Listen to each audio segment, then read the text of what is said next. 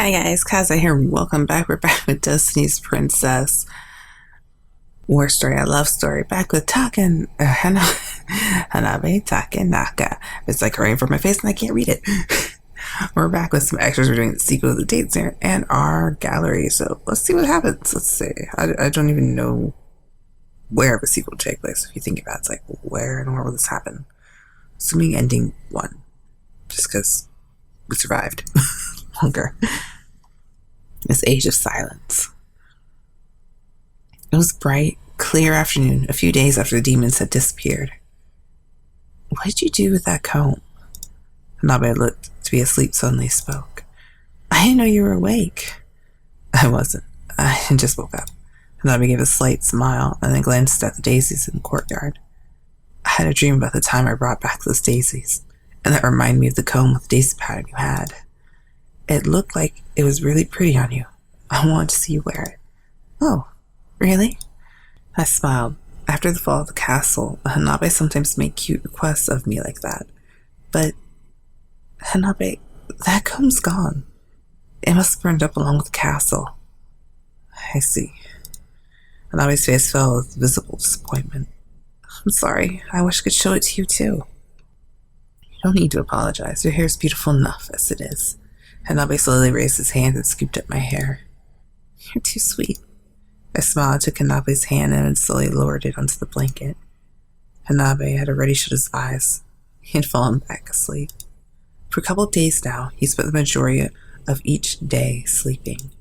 Though he had only been a short time since he had taken to bed, he had grown quite thin. Even his hands felt bonier than before. I knew this time was quickly approaching. As I pulled the blanket back over him, I heard a soft voice from the hallway. Princess? Yes? Please, get some rest. You'll tire yourself out, staying here all the time. No, I'm not tired at all. You feel free to have a break, though. Princess. Just as I started to protest, Hanbei interjected. What is it? I'm going to sleep for a while, so please, you get some sleep too. His eyes remained shut, and he spoke as if half in a daze. Come back when I wake up. Hanbei? He's asleep. They were the thinnest of his smiles. He slept. The handmaid giggled. Listen to Sir Hanbei. When he wakes up, I'll get you right away. Get some sleep and come back refreshed. I'm sure I'll make Sir Hanbei happy too. Maybe you're right. Making sure not to make any noise, I slowly got to my feet. I'm counting on you to look after him for a while then. Yes, of course. I returned to my room and lied down. The instant I closed my eyes, I was overcome with fatigue, and not long after, an incomparable sadness. Hanbei. His life was running out, and he didn't have much time left. Truthfully, I was afraid to leave his side for even an hour for fear he might pass away. I wish I could let him see me wearing the comb he had asked. How sad it was that I couldn't grant him even the simplest of wishes. And with those thoughts running hazily through my mind, I fell asleep. Huh? When I woke up, outside was already the color of night. I jumped out of bed. Oh no, overslept. Well, he just after finished dressing, a handmaid appeared in the corridor. Oh, Princess, have you been awake long? Only just now. How's Hanbei? I was just on my way to tell you. I frowned with worry. Did something happen? Oh, my goodness, don't tell me his condition worsened. No, nothing like that, but you should come quickly. Huh? Why? Because if you don't, he might change his mind. The maid was for some reason giggling happily. What do you mean? You'll see. Just come. Still confused, I hurried to see Hanbei. Hanbei? When I threw open the door without waiting for a reply, I found him sitting up in bed. Ah! Oh, I love his blushing face. When he looked at me, the look of his face seemed somehow slightly embarrassed. I sat down beside him. The maid told me to hurry, so I thought something bad might have happened. No, not at all. As you can see, I'm even better than usual.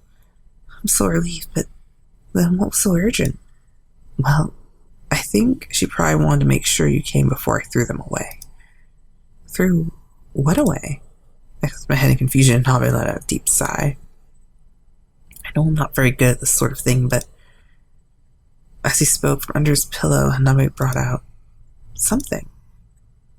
It was a mysterious sort of craft made from a bunch of daisies.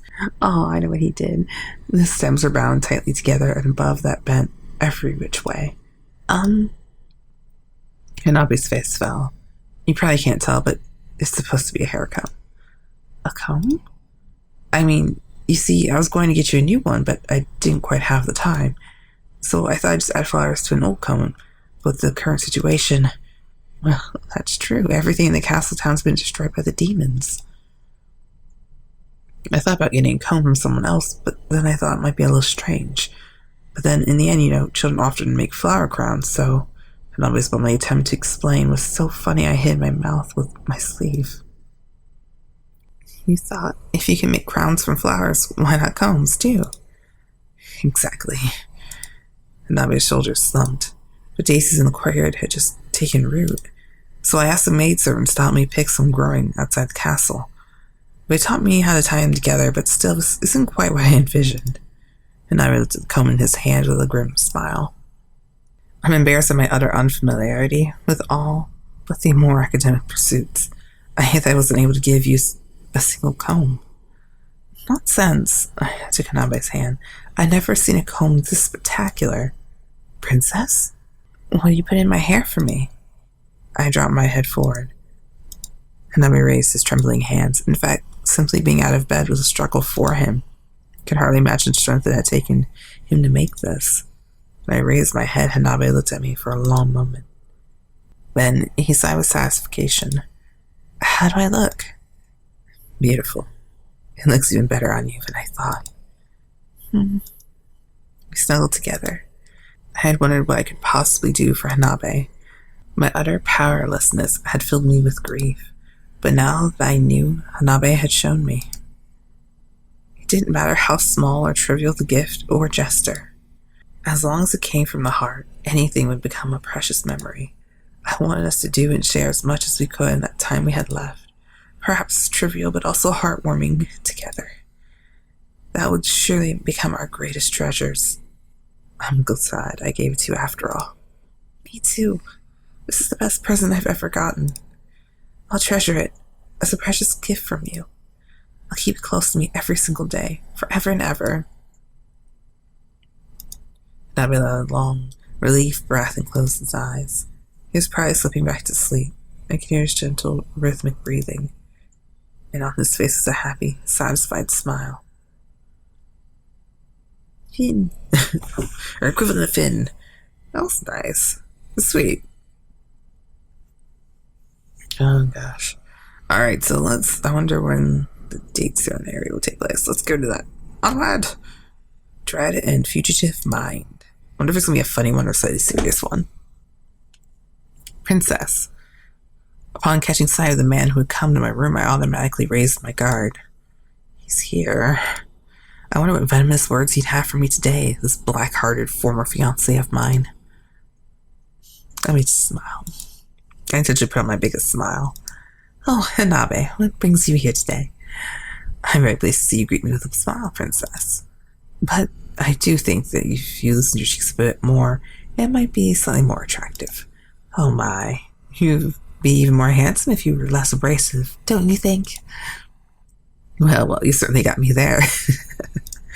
Oh, come now, don't be like that. Such fake laughter. We're not going to get anywhere like this. Agreed. So, why are you here? Well, actually, there's something I'd like your help with. I'm looking for a book. What kind of book? A book about our national history. I can't seem to find it. And the secretary who used to be in charge of the library was killed by a demon.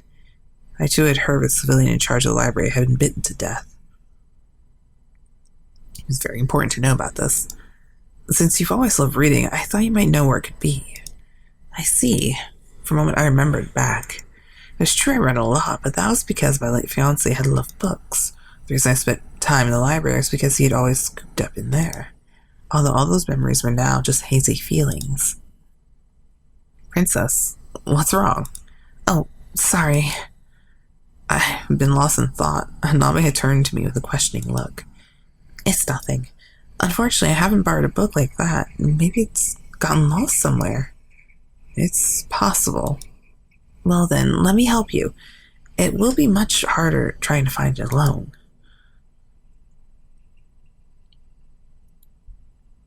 No sooner had he opened the door of the library than Hanbei stopped in his tracks. Is something wrong? Just overwhelmed. Every time I come here, it fills me with joy to see how many books there are I haven't read. But at the same time, Hanbei smiled bitterly. Part of me is also sad I already have read so many of them. I know it sounds strange, even to me, but I see. Both of us had feelings of his were simultaneously correct and mistaken. My fiancé may have very possibly have read through all the books in the room. There was also no doubt that Hanbei had hardly read any, since he had only just come to this world. So, you were looking for a book about national history, right? Yeah, that, and one about local history, too. Got it. We better find them before it gets dark then. For a while after that, the two of us immersed ourselves in searching for the books. But, as Hanbei said, they weren't in their usual spots, nor seemingly anywhere else in the library. If we still haven't found them at this point, someone else might have taken them. Maybe we should ask around. Hanbei? I looked at Hanbei, who was seated cross-legged on the floor, lost in a book. My lips curved into a smile. I quietly sat down next to Hanbei, careful not to break his concentration. I found his rapt attention to the book both amusing and sweet. I can hardly believe that this is the same man who's so mean to me all day. His singular fingers slipping the pages, his downturned face and eyes. Watching him like that, it was very apparent he was a handsome man. Oh no. I was completely staring at him. Oops. As we'd been distracted, the sun had started to set. Why would I scare him? So I forgot him. Hanbei. I quietly called out to him. Come on, Hanbei, the sun's already setting. Maybe I should have scared him. Hanbei! Desperately, I drew in a deep breath and wah! I stood up, clutching the book. Finally, I've been trying to get your attention for 10 minutes. Hanbei glanced around, finally realized how dark it had gotten. I didn't notice. I'm sorry. Oh, your blushy face. Blush. So cute. I think someone must have borrowed the books if we haven't found them yet. Maybe we should ask around the castle. That's a good idea. Let's hurry in. Just as Hanbei started to speak without warning, the door opened. Well, this is an interesting choice of spot for a run of Ross. Father. Nobunaga. Hanbei fell into a bow. This isn't a run of Oz. We were looking for something. What are you doing here? I came to return some books. As he spoke, Nobunaga held out several books. That's one of the books that we're so desperately searching for were among the stack. Seriously, you had them all this time. We were looking for these for hours. Is the lord of this castle not allowed to borrow his own books? Grinning, Nobunaga handed me the books. Well, but I'll be off. Don't stay here too long. Hanbei the here might get the wrong idea. With that last teasing remark, Nobunaga left the library. Hanbei watched him walk off with a frown. Hanbei, don't worry about what my father said. I wonder what made Nobunaga read these books now. Hanbei? Hanbei was staring at the books with his usual severe gaze. I find him such a curious man. I never used to think that before. Hanbei took the books from my hands and then spoke flatly. Princess, go tell someone to bring a lamp. I want to look over these books. Okay, I will, but first... You better go now. Like Nobunaga said, I may just get some unsavory ideas in my head. Hanbei remarked sarcastically and then snorted. He was back to his cold, unapproachable self, so unlike the mild-mannered man from a moment ago. I went ahead and left the room. As told, I brought back a light, and after that, several hours passed. I wonder why Hanbei says those things. The minute I thought he might be gentle, smart man, he showed such a childish side of himself. No sooner was he nice than he instantly turned cold. I really didn't understand him. He's like I guess, he's technically a tsundere, isn't he? You were out very late. Yeah. I vaguely replied to the handmaiden's remark when she brought me my after-dinner tea. I wonder if Hanbei had eaten. Considering how engrossed he'd been in his book, it was hard to imagine he had taken time for dinner. Can I ask you something? Oh, of course. What is it? I'm sorry to trouble you, but could you make me some rice balls and tea? Hanbei's in the library doing some research. Oh my, well then, you should bring him something. I know he'd be very happy. You think so? Of course. Encouraged by the maid's words, I brought Hanbei's supper to the library. Light seeped out through the crack in the door. Hanbei, are you there? I called out, but there was no answer. He was probably too deep in his book to hear me. I'm coming in. When I opened the door, I couldn't help but smile at the sight before me. Of course. A book still in his hand, and Hanbei was fast asleep. Your mouth's open.